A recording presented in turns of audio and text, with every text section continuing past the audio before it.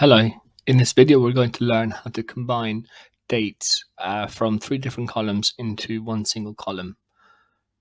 This comes in handy when the data that you happen to have is dispersed into three different columns and you want to combine it all into one.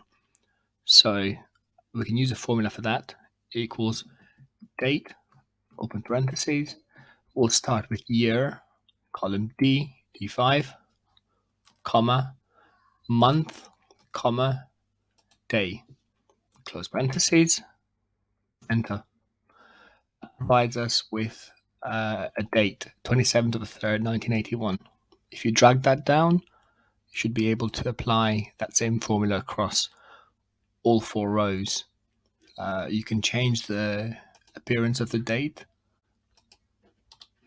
by going to Format and choosing whatever suits you. So that, for example.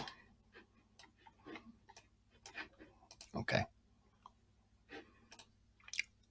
I hope that was helpful. Thank you for watching. Bye.